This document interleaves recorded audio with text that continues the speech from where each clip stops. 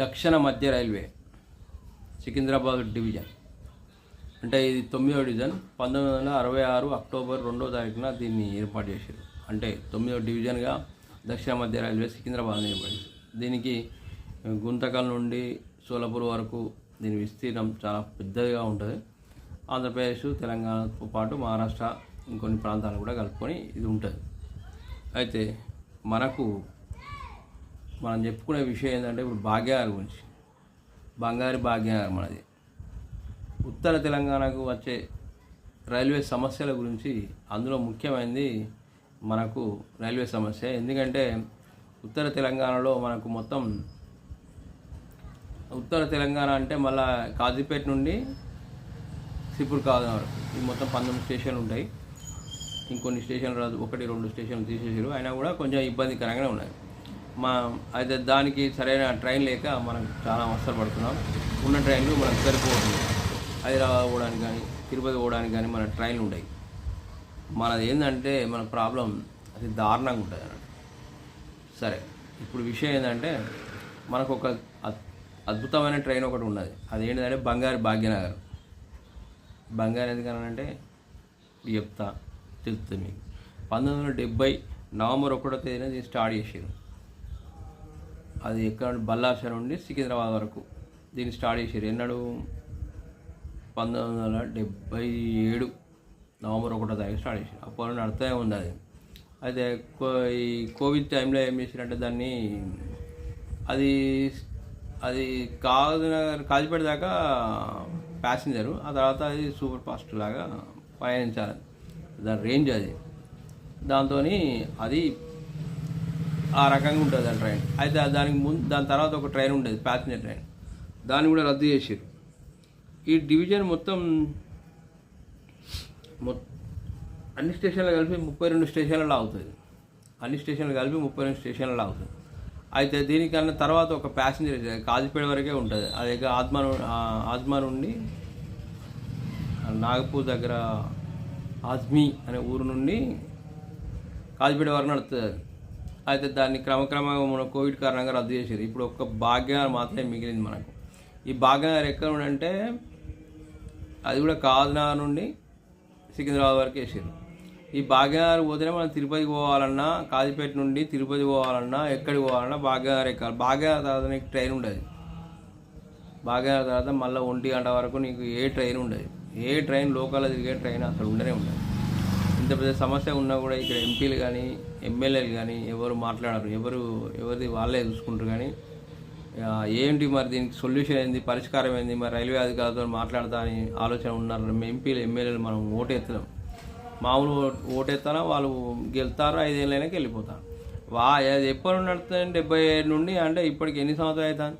ఇన్ని సంవత్సరాలు ఈ సమస్య ఉన్నా కూడా మనం పరిష్కరించాలని ఆలోచన వాళ్ళకి అత్తలేదు, మనం అడుగుతలేము. 2 ఇంకొక విషయం, ఈ భాగ్యనగర్ పొద్దున పోయిందనుకో, తర్వాత మళ్ళీ వేరే ట్రైన్ రావాలంటే 12-1 గంట అయితేనే ఆ ట్రైన్లు. అప్పటి నుండి హైదరాబాద్ పోవడానికి కొన్ని ట్రైన్లు ఉన్నాయి, అవి పోతాయి. అవి తక్కువనే ఉన్నాయి, 2, 3, 4 ఉంటాయి, అంతకన్నా ఎక్కువనైతే లేవు. అయితే ఈ సమస్య ఎందుకు వస్తుందంటే భాగ్యనగర్ ఇటు పోయింది, మళ్ళీ పోయిన తర్వాత రిటర్న్ రావాలి కదా. రిటర్న్ వచ్చే టైం 3 గంటల 35 నిమిషాలకు సికింద్రాబాద్ జంక్షన్ ఉంటుంది. సికింద్రాబాద్ జంక్షన్లో ఉన్న ట్రైను ఒకవేళ బయలుదేరి వచ్చింది అనుకో, మళ్ళీ తర్వాత ఉత్తర తెలంగాణ రావడానికి, సామాన్యం రావడానికి ఏ ట్రైన్ ఉండదు. మళ్ళీ రాత్రి దక్షిణ ఉంటుంది, అప్పటి వరకు ట్రైన్ ఉండదు. ఒకవేళ అది బయలుదేరినా మళ్ళీ 9-10 గంటలు పడుతుంది అది రావడానికి. అది అక్కడ బయలుదేరి పోవడానికి 9-10 గంటలు పడుతుంది అది దాని జర్నీ మొత్తం. అది పయనించేది ఎంత తెలుసా, జస్ట్ 367 కిలోమీటర్ మాత్రమే. అది ఎప్పుడు కాజ్నగర్ కాకముందు, అంటే బల్లార్ష వరకు పయనించినప్పుడు. ఇప్పుడు ఇంకా తగ్గించింది.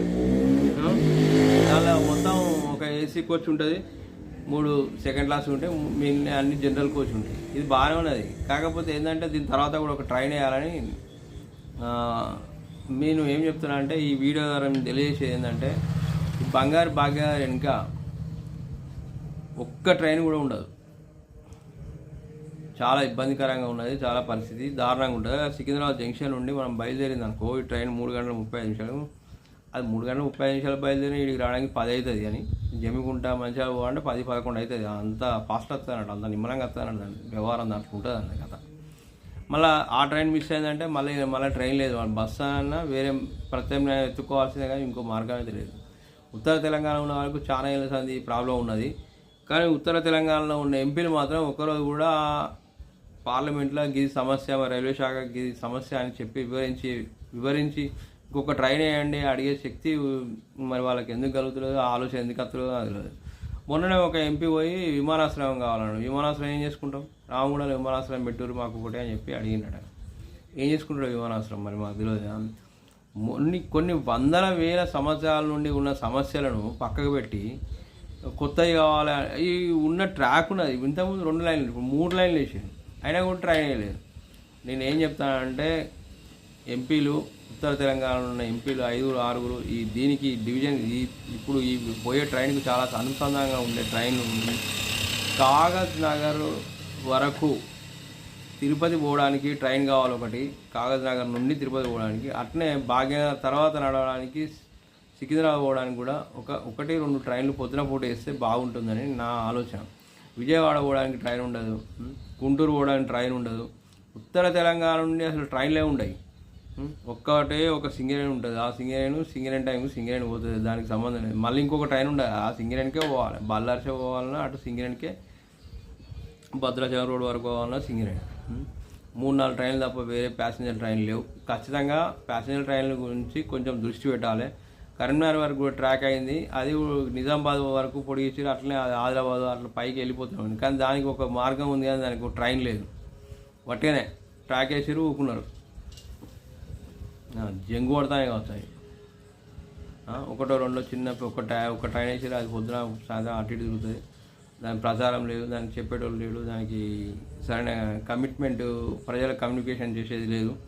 దయచేసి ఎంపీలు ఒక శ్రద్ధ వహించి తిరుపతి పోయే ట్రైన్ను కూడా వారానికి 2 రోజులు నడుస్తుంది, దాన్ని కూడా వారానికి 5 రోజులు నడిచి స్టార్ట్ చేస్తారా, మరి వారానికి 7 రోజులు నడిచి స్టార్ట్ చేస్తారా, ఇంకొక ట్రైన్ స్పెషల్ ట్రైన్ వేస్తారా, అదొకటి ఆలోచించండి. అట్లాగే కాగజ్ నగర్ నుండి ఉత్తర తెలంగాణ ఉన్న ప్రజలను అర్థం చేసుకోవాల్సిందిగా నేను చెప్తున్నాను. వాళ్ళకు కాగజ్ నగర్ నుండి సికింద్రాబాద్ వరకు ఇంకొక పొద్దున పూట ఇంకొక 2 ట్రైన్లో 3 ట్రైన్లో వేస్తేనే బాగుంటుంది. ఒకటి విజయవాడ పోవడానికి, లేకుంటే అట్లనే ఒకటి భద్రాచలం పోవడానికి కూడా ఇంకొక ట్రైన్ వేస్తే బాగుంటుంది. పొద్దున అది అటు నుండి ఇటు వస్తుంది, సాయంత్రం అటు పోతుంది. అలాగే పొద్దున అటు పోయి ఒకటి వేస్తే ఇటు సాయంత్రం వస్తుంది.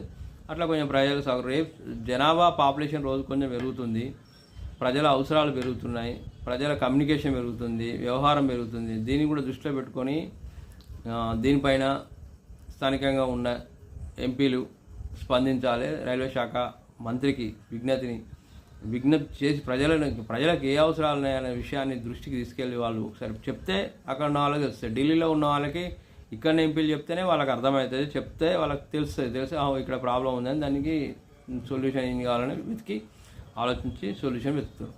అంతేగాని నువ్వు ఎన్నడూ చెప్పకుండా ఉంటే నీ ప్రాబ్లం వాళ్ళకి వెళ్తే 2 ట్రైన్లు నడుతానే కానీ మంచి రోడే అనుకుంటారు. కాబట్టి ఖచ్చితంగా తిరుపతి పోవడానికి, కాగజ్ నుండి తిరుపతి పోవడానికి ట్రైన్ కావాలి. అట్లనే కాగజ్ నుండి పొద్దున పూట భాగ్య తర్వాత పోవడానికి కొన్ని ట్రైన్లు కావాలి కంపల్సరీ. దీని గురించి ఆలోచించాలి. సాయంత్రం పూట కూడా సికింద్రాబాద్ నుండి 6 గంటలకు 7 గంటలకు ఒక ట్రైన్ ఉంటే బాగుండు. ఇవంతా మీరు వినడం కాదు, ఇది ఖచ్చితంగా మన ఎంపీలకు పోయే వరకు ఈ వీడియోను షేర్ చేయండి. ఎంపీల దృష్టికి తీసుకెళ్తే ఖచ్చితంగా మంచి వాళ్ళు వెళ్ళి కేంద్రంలో అడుగుతారు. దాన్ని బట్టి 1 నెల, 2 నెలలు, 3 నెలలు, 4 నెలలు, 6 నెలలు కనీసం ఒక ట్రైన్ 2 ట్రైన్ వేసే ఆలోచనలు ఉంటాయి.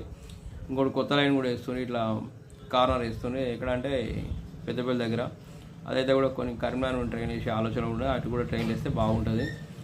ప్రజల అవసరాలు రోజు కొంచెం పెరుగుతున్నాయి, దాన్ని దృష్టిలో పెట్టుకొని ఎంపీ గారు ప్రజలు కూడా వాళ్ళ దృష్టికి తీసుకెళ్ళాలి. ప్రజల దగ్గర ఉన్న ప్రియులు వీళ్ళు వాళ్ళకు కొంచెం వాళ్ళ దృష్టికి తీసుకెళ్తే వాళ్ళు దాని మీద శ్రద్ధ వహిస్తారు. ఖచ్చితంగా ప్రజలు కూడా శ్రద్ధ వహించి నా వీడియోను మరింత ఫాస్ట్ చేయాలి.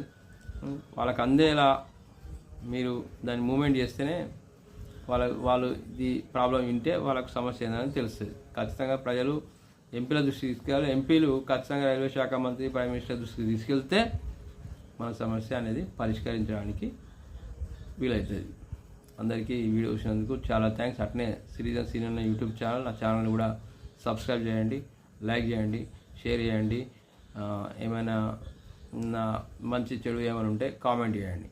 మీ ఏ కామెంట్ అయినా నేను స్వీకరిస్తాను. తప్పకుండా కామెంట్ చేయండి, లైక్ చేయండి, సబ్స్క్రైబ్ కూడా చేసుకోండి. Thanks for watching.